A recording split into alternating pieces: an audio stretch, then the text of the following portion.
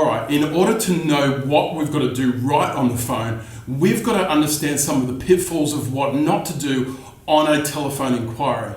The first thing that I want to talk about of what not to do on the phone is lie to your customer. I know that should be an obvious one, but we shouldn't be telling half-truths or things that we don't exactly know about the specifications of the car. We can always find that out, or even better, we should have been doing our preparation so that we know the information about what we're selling before we are answering that phone inquiry. So don't lie to the customer. There's just absolutely no point in getting the customer in on a car that you think you might have in stock, but you don't at all. The second thing you have to be aware of on the phone is that you need to not worry about what stock you actually have and what stock you don't have. Now, I just said don't lie. Now, I'm not saying that you say that you have one in stock, but what you don't need to do is focus on calling that customer back, oh, let me just check if we've got one in stock, and then playing phone tag with that customer all afternoon. Let's say the customer is after a Mercedes-Benz C200 in Polar White with a Vision package. Let's say that's the specification they're after.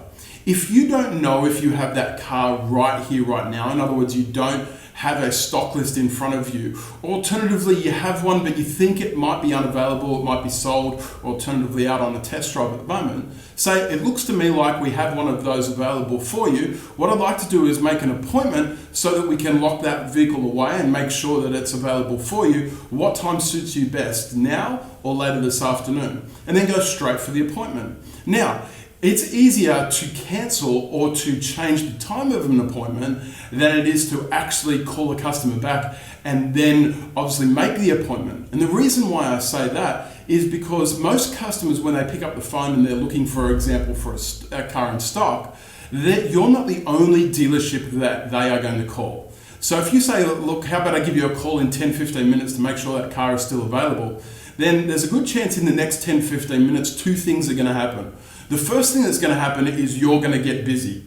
Now, if you get busy and all of a sudden you're called out on a test drive or into a meeting, into some sales training, and you're gone for 2 to 3 hours, you said you're going to call that customer back in 15 minutes. Your credibility has gone out the window. And also, the second thing is that the customer will possibly and probably take that 10-15 minutes to call another dealership, and by the time that you call them back to say, yes, I do have one available, or I won't have one available until Saturday, they've already teed up a test drive with a dealership that has been confident that they have got the vehicle. Now, here's something, if you don't want to actually say that I'm pretty sure I do have that vehicle in stock, you could say, well, the good news is, Mr. Customer, we are part of a larger dealer group, and if we don't have the vehicle, we could source it from one of our other dealers. So what time would be most convenient to make sure that I've got one of those vehicles here for you to have a look at? Now, let's say the car is completely out of stock, and you know no one, not even yourself or another dealership, has it in stock. Well, I'm not saying that you're going to lie here, but what I am going to say is that you're going to tell them the truth. You're going to say, Mr. Customer, it seems like they're very, very hard to get, and unfortunately, no dealer at the moment has one physically on the showroom floor, and I just quickly checked the stock around the country. Alternatively, I have another option I think might be very suitable in stock at the moment. And then throw another option, it might be a demonstrator. So what I'm saying is, when you take a phone inquiry, and often the customer's first question is, do you have this car in stock? Don't rummage for the stock sheet. Don't worry about calling the customer back in 10-15 minutes. Go for the appointment now, and then if we have to change the appointment, or alternatively cancel the appointment, then it's easier to do that rather than call the customer back to make an appointment. The third thing you need to be aware of is don't ask too many questions.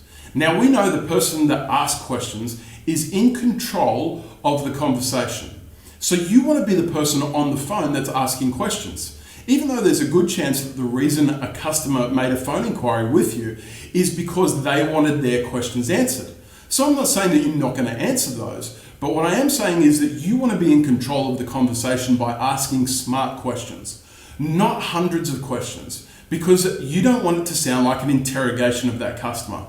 So just be careful on how many questions that you ask. And in the next video, we're going to talk about which are the questions that you should be asking in order to get the most information without bombarding them with pressure.